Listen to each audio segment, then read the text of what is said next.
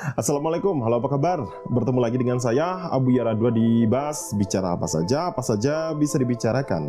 Nah jadi guys, di dunia ini ada banyak banget hal yang gak bisa dijelaskan dengan logika. Seperti sihir, dunia supranatural, kejadian-kejadian misterius, dan juga kutukan. Well, apa sih sebenarnya kutukan ini? Nah, dari yang saya baca-baca ya, konon katanya kutukan itu akan menempel pada orang, tempat, atau barang. Dan siapapun yang berhubungan dengan hal tersebut akan bernasib sial dan sering mengalami hal-hal yang buruk. Nah, dan di video kali ini kita akan membahas tentang barang-barang yang paling mengerikan yang dipercaya memiliki kutukan. So stay right here and let's talk about it.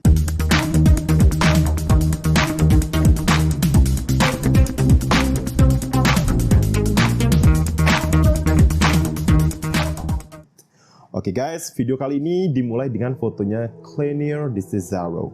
Jadi, Cleanir de Cesaro ini adalah seorang gadis cilik yang cantik yang lahir pada 30 Agustus tahun 1972 di Palmiquinho, Brasil.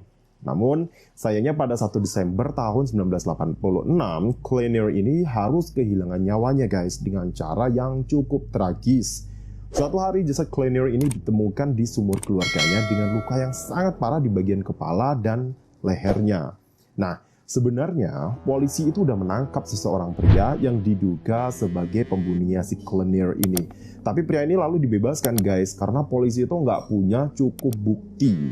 Nah, setahun setelah Cleanir meninggal, orang yang diduga sebagai pembunuhnya Cleanir itu juga meninggal dunia guys karena komplikasi kanker yang disebabkan oleh tumor di lehernya.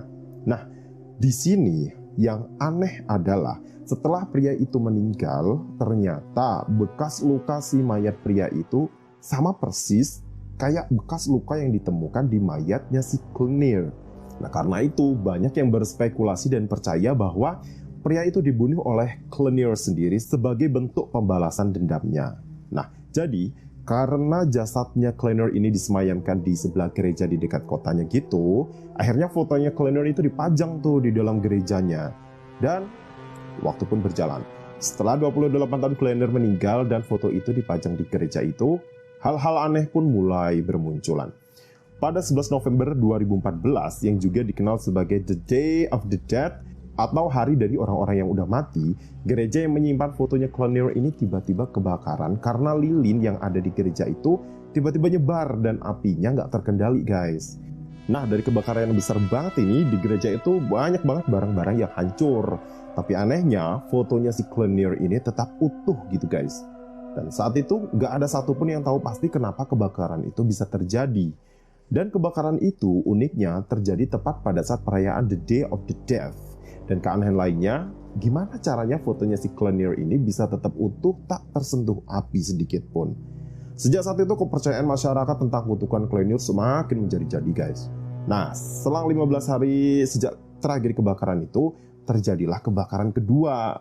Namun, kali ini ditemukan ada bukti-bukti kalau kebakaran kedua ini dilakukan oleh seseorang yang gak bertanggung jawab guys. Namun gak ditemukan siapa pelakunya. Nah, setahun setelahnya, atau lebih tepatnya pada Juli tahun 2015, hal-hal menarik mulai terjadi pada fotonya Cleanir. Saat itu, tiba-tiba muncul semacam memar di bagian jidat dan lehernya si Cleanir, guys. Lalu juga muncul kayak bercak-bercak gitu. Dan orang-orang sadar bahwa bercak-bercak itu mirip banget sama bercak darah. Dan yang paling mengerikan, memar-memar yang muncul itu sama dengan luka-lukanya Cleanir ketika jasadnya ditemukan di dalam sumur. Nah, pada Juli tanggal 7 2015, seorang imam gereja setempat yang bernama Armadio Balestrando membawa foto itu ke Lucan Studio Fotografico untuk dicek tentang fakta sebenarnya ini, kenapa nih foto ini bisa berubah gitu kan. Namun si pemilik studio juga nggak bisa jelasin tuh guys. Dia juga bingung kenapa lukanya semakin hari itu kayak semakin lebar gitu. Sang pemilik studio, Lexter, bahkan bilang kalau mereka itu nggak punya penjelasan apapun untuk fakta ini. Dan ini tuh kayak benar-benar sesuatu yang harus diinvestigasi gitu loh guys. Akhirnya foto itu dibawa ke Instituto Geral de Perecias, yang mana institusi ini memiliki fasilitas yang jauh lebih lengkap dan lebih canggih. Namun, setelah 2 hari pemeriksaan, para ilmuwan di institut itu hanya bisa memastikan bahwa semua yang terjadi di foto itu bukan karena waktu, bukan parasit, ataupun karat. Menurut paranormal setempat, foto Clonier itu dihantui 3 makhluk yang sangat-sangat jahat. Bahkan mereka bilang kalau 3 makhluk ini tuh bisa terlihat dengan jelas di dalam beberapa bagian fotonya. Sejak itulah masyarakat kota itu semakin percaya kalau foto Clonier ini menyimpan kutukan, guys. Maka itu gereja yang waktu itu juga nyimpan foto ini juga mendapatkan kesialan karenanya. Jadi warga di situ tuh percaya bahwa petaka-petaka yang terjadi itu adalah bentuk balas dendamnya Clonier karena orang yang melakukan atau orang yang bersalah atas pembunuhannya itu nggak pernah diadili. Gimana menurut kalian? Apakah kalian percaya sama kutukan yang satu ini? Berikutnya, The Hope Diamond. The Hope Diamond ini adalah salah satu permata yang paling terkenal di dunia, guys, karena memiliki sejarah yang sangat panjang dan kepemilikan yang turun-menurun sejak 4 abad yang lalu. Perhiasan ini terdiri berlian berwarna biru seberat 45,52 karat yang diambil dari tambang kolur di Golconda, India. Hope Diamond ini dulunya dikenal dengan nama Tavernier Blue karena pertama kali ditemukan oleh seorang ahli perhiasan berasal dari Perancis, Jean-Baptiste Tavernier, pada abad ke-17. Tavernier waktu itu beli Hope Diamond ini seharga 500.000 franc atau setara dengan 36 miliar rupiah. Tapi ada juga yang bilang bahwa Tavernier ini nggak pernah beli diamond itu, guys. Jadi dia tuh kayak sebenarnya mencuri Hope Diamond ini. Konon katanya berliannya juga sempat dimiliki sama orang-orang paling terkenal di sejarah deh. Kayak Marie Antoinette, Louis XVI, Simon Frank, sampai Sultan Hamid dari dinasti Ottoman. Nah, menurut rumor yang beredar, Hope Diamond ini memiliki kutukan yang sangat-sangat besar. Siapapun yang memilikinya, konon hidupnya akan sengsara sampai dia menemui ajalnya. So, jadi ini adalah beberapa list dari pemilik Hope Diamond dan kutukan-kutukannya. Yang pertama, Jean-Baptiste Tavernier itu langsung terserang demam tinggi setelah menjadi pemilik Hope Diamond. Dan setelah dia meninggal, tubuhnya dipercaya tercabik-cabik dimakan serigala. Raja Louis XVI meninggal karena gangrene dan seluruh anak kandungnya meninggal kecuali 1 orang. Gangrene itu adalah suatu kondisi yang terjadi ketika jaringan tubuh kita itu mati, guys. Dan kondisi serius ini umumnya berawal dari bagian-bagian tubuh yang paling ujung seperti tungkai, jari kaki, atau jari tangan. Dan gangrene ini juga bisa terjadi pada otot serta organ dalam, guys. Simon Montcaritz adalah seorang pedagang dari Yunani dan dia tewas setelah mobil yang dia kendarai bersama istri dan anaknya itu terjun ke jurang. Marie Antoinette, pastinya kalian tahu ya, yang meninggal karena tercekik saat dia sedang mengenakan kalung berlian. Ya, ada yang bilang bahwa itu ada Hope Diamond, tapi ada juga yang bilang bahwa itu kalung lainnya gitu, yang bernama French Blue. Evelyn Walsh McLean, seorang bangsawan yang sangat bangga memakai Hope Diamond, juga mengalami kutukan, guys. Ibu mertuanya meninggal, suaminya dan McLean berselingkuh, dan dia menjadi gila. Sampai akhirnya meninggal. Anak laki-lakinya, Evelyn, meninggal dalam kecelakaan mobil, sedangkan putrinya meninggal karena overdosis narkoba. Bisnis keluarganya mengalami kebangkrutan, dan akhirnya Evelyn jatuh miskin dan harus menjual Hope Diamond-nya. Ya semiskin-miskinnya kalau menjual Hope Diamond-nya itu ya tetap aja jatuhnya banyak gitu masih duitnya ya. Dan yang terakhir ada James Todd, pria yang akhirnya mengirimkan Hope Diamond ini ke Smithsonian Institution. Kakinya teremuk dalam sebuah kecelakaan truk, guys, karena ia mengantar kalung tersebut. Nggak hanya itu, Todd juga mengalami cedera kepala dalam kecelakaan lainnya. Dan rumahnya habis dilalap api. Ini kayaknya yang paling apes ya dibanding yang lain. Dan pada tahun 1958, akhirnya Hope Diamond ini dihibahkan ke Museum Smithsonian Institution di Washington DC. Saat ini, harga Hope Diamond ini diperkirakan mencapai $350 juta atau sekitar 5,7 triliun rupiah. Wow. Menurut kalian, apakah worth it memiliki salah satu perhiasan paling mahal di dunia, tapi harus menjalani kehidupan yang dipenuhi sama ketidakberuntungan? Coba kalian komen di bawah ya. Next, ada Busby's Chair. Jadi, Busby's Chair ini adalah sebuah kursi yang terbuat dari oak wood yang dipercaya terkutuk dan dihantui oleh seorang pria bernama Thomas Busby. Jadi ya si Thomas Busby ini adalah seorang pemabuk berat gitu deh. Dan dia memiliki pub langganan. Jadi kayak satu pub yang biasa dia datengin buat minum-minum. Nah, dia setiap datang ke pub ini tuh dia selalu duduk di kursi yang sama guys. Dan dia kayak basically ngeklaim bahwa itu kursinya dia gitu. Thomas Busby ini bukan hanya seorang pemabuk guys, tapi dia juga pebisnis ilegal yang nggak baik lah gitu. Nah, dia dulu punya partner yang bernama Daniel Otti. Mereka berdua ini menjalankan bisnis pemalsuan koin dan bisnis pencurian perhiasan bersama. Seiring dengan berjalannya bisnis mereka, Thomas Busby ini sering ketemu sama anaknya si Daniel guys. Sampai akhirnya dia jatuh cinta sama si anaknya Daniel ini. Dan ternyata anaknya si Daniel ini yang bernama Elizabeth Otti juga suka sama Thomas. Jadi ya Thomas ini akhirnya selain jadi partner bisnisnya, juga jadi menantunya si Daniel. Dan suatu hari, Thomas Busby dan Daniel ini sebagai rekan partner lagi berdiskusi guys. Dan mereka itu akhirnya berdebat di suatu tempat soal keuntungan dari bisnis mereka. Ya, biasalah ya, kalau dalam setiap bisnis kan pasti ada kayak pembagian. Dan saat itu mereka berdebat, mungkin karena yang satu merasa kurang pembagiannya atau nggak fair. Dan perdebatan ini tuh semakin memanas guys. Hingga di tengah-tengah debat yang super panas ini, mereka memutuskan untuk pulang. Jadi perdebatannya itu kayak gantung begitu saja. Nah, pada saat mereka pulang, Thomas memutuskan untuk mampir ke pub favoritnya. Dan di sana dia melihat si Daniel itu lagi duduk di kursi favoritnya. Akhirnya mereka berdua ini bertengkar di dalam pub tersebut. Tapi akhirnya Daniel tuh mengalah dan dia memutuskan untuk pulang. Sayangnya si Daniel ini nggak tahu guys kalau ternyata Thomas itu ngikutin dia pulang sambil bawa semacam palu gitu deh. Sampai di rumahnya Daniel, Thomas langsung memukul kepalanya Daniel sampai akhirnya si Daniel ini mati guys. Jasad Daniel ini akhirnya ditemukan di pinggiran hutan gitu. Tapi karena semua orang tahu ya bahwa mereka tadinya berantem, akhirnya Thomas pun menjadi tersangka utama dan akhirnya dijatuhi hukuman mati.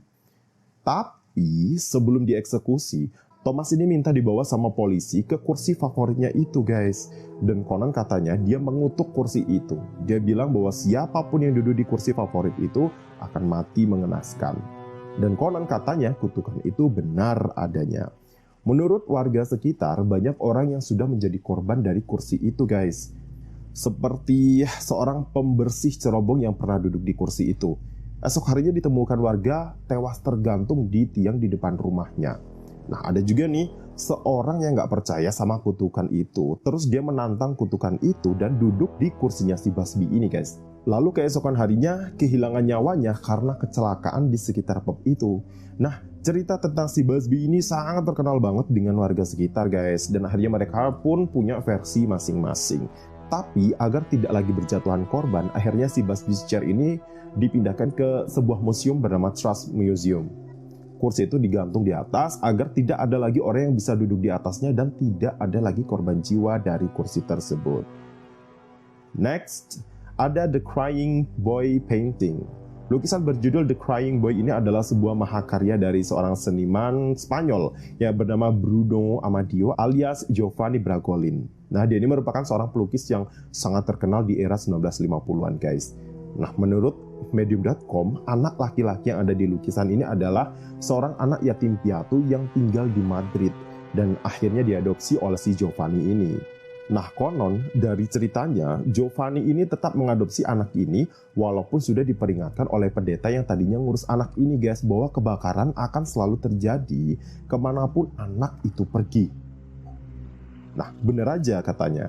Baru beberapa waktu anaknya diadopsi, studio milik Giovanni itu ludes terbakar. Dan anak itu melarikan diri dan gak pernah kelihatan lagi. Nah, dari kejadian itu Bragolin tuh kemudian membuat kayak serangkaian lukisan gambar anak-anak kecil yang menangis yang dia dedikasikan kepada anak-anak kecil yatim piatu korban Perang Dunia Kedua. Nah, anehnya orang-orang di Inggris terutama pasangan-pasangan muda itu kayak suka banget sama gambar-gambar ini guys. Sehingga mereka mencetak banyak banget dari lukisannya Giovanni ini dan menyebarkannya dijual di seluruh penjuru Eropa. Tapi specifically lukisan The Crying Boy ini dipercaya terkutuk dan dipercaya sebagai alasan beberapa kebakaran yang terjadi di Inggris. Pasalnya nih guys, setiap ada gedung yang menyimpan lokasi The Crying Boy ini, pasti gedung itu akan habis dilalap api. Dan saat kebakaran itu terjadi, semua hal akan ludes sama api kecuali lukisan The Crying Boy ini.